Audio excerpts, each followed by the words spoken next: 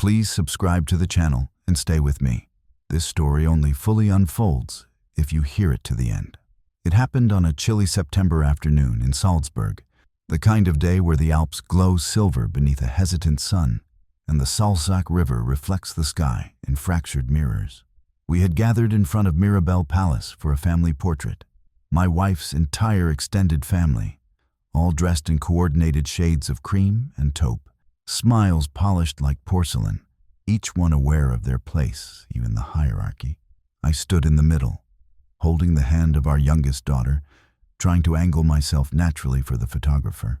Everyone was smiling, the air crisp with autumn chill, and I could hear the faint hum of tourists in the background, distant church bells marking the hour. I thought for a brief second about the camera shutter, about capturing something timeless, before my wife leaned toward me with a sharp edge in her eyes. "Move out of the picture," she sneered. "Your face is ruining the symmetry." A laugh erupted from her sister, a high, brittle sound that cracked like porcelain. Cousins exchanged glances, unsure whether to intervene or mimic the amusement. The photographer froze, mid-frame, waiting. My daughter looked up at me, puzzled. I did not move. I smiled. That moment, 13 years into a marriage built on facade, convenience, and social expectation, was the last straw. My name is Victor Brandt. I had been raised in Vienna, in a house where silence was obedience and kindness was currency. My father, a banker who calculated every glance, every word, every misstep in advance. Generational trauma is subtle but pervasive. I had learned early that survival meant enduring public shame and private humiliation without complaint. But this was different. That night, back in our apartment overlooking the old town, I sat by the window. The city lights blinked softly over the Salzach, the mountains looming in darkness beyond. Silent witnesses. My wife, Katharina, was preparing for a social gala, brushing her hair with deliberate grace, as if nothing had happened. I sat quietly, considering the life I had built, the patience I had shown, and the resentment that had been simmering longer than I cared to admit. By morning, I had made a decision. The first step was observation. I began attending family gatherings, social events, gallery openings, and charity dinners with meticulous attention, noting who depended on whom, which accounts controlled what, which friends were true and which merely opportunistic. Katharina's world was one of appearances and networks, the currency of reputation stronger than blood or love.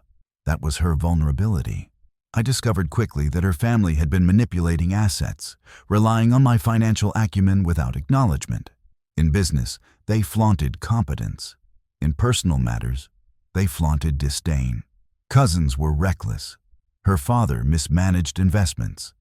Her mother had secrets hidden in Luxembourg trusts. Every slight I had endured was mirrored in the choices they had made, unconsciously depending on me while scorning me publicly.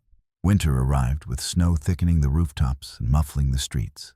I began laying subtle groundwork. Not sabotage, not yet, but guidance that seemed accidental. Mistakes were oversights, delays were miscommunications, all under my watchful eye. Contracts I had once approved flawlessly were now dotted with clauses that could only be discovered by someone who understood the architecture of the agreements. Katharina noticed small shifts. She accused me of negligence in front of friends, unaware that she was merely touching the edges of what I was orchestrating. My daughter, now 7, asked why Mommy was angry at me, and I smiled gently, explaining only that adults sometimes forget how to be fair. By spring, the cracks became more evident. Investments she had boasted about faltered. Gala sponsors withdrew due to compliance irregularities I had quietly revealed. Friends began questioning her decisions. She didn't know I was responsible, but the rhythm of consequences moved according to my design. The moral dilemma gnawed at me daily. My revenge risked hurting innocents, employees, family friends, and those unaware of the hidden chessboard.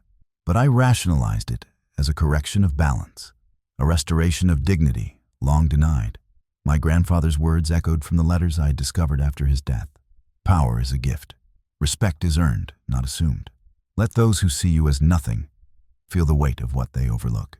Summer arrived, and with it, The anniversary of the family photo. The laureate's estate hosted an art exhibition gala. A perfect stage. I entered quietly, dressed in a subtle navy suit, exuding nothing but calm professionalism. Katerina was radiant, as always, oblivious to the storm I had been cultivating. Cousins whispered, noticing how I had become more present, more deliberate. During the group photo, I positioned myself strategically.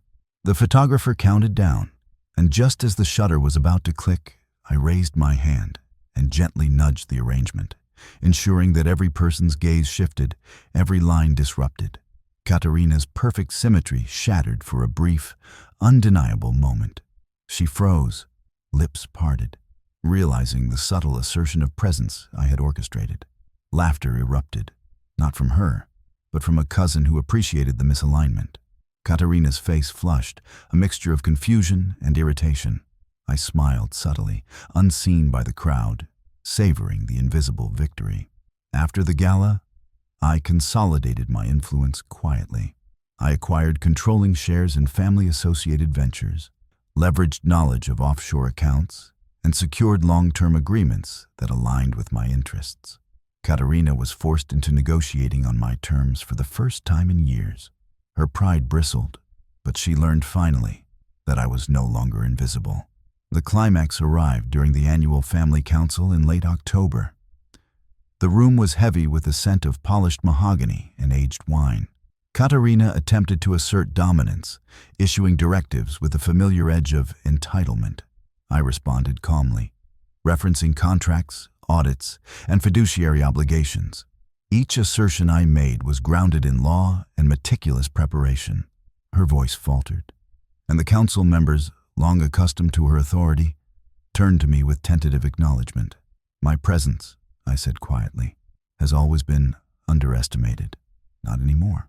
The room was silent.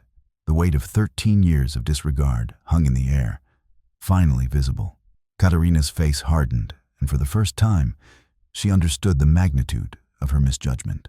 By winter, I had secured financial independence, social recognition, and most importantly, self-respect.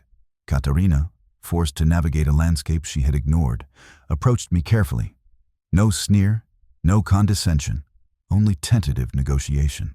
I granted her concessions sparingly, mindful that respect is earned, not given. Alone one evening, I stood on the balcony overlooking Salzburg, the river glinting under frost and streetlights. I reflected on the long months, the careful orchestration, and the quiet satisfaction of justice. Revenge had not been loud or violent. It had been patient, precise, and devastating in its subtlety. When my daughter ran out, laughing in the snow, I lifted her onto my shoulders. "Remember," I said gently, "never let anyone make you invisible. And never forget, strength is silent until it is necessary to speak." Katerina watched from the window, silently, finally aware that her husband, the man she had sneered at, was no longer someone to dismiss. And in the calm, wintry glow of Salzburg, I finally allowed myself to feel the weight of all I had endured transform into quiet, unshakable triumph.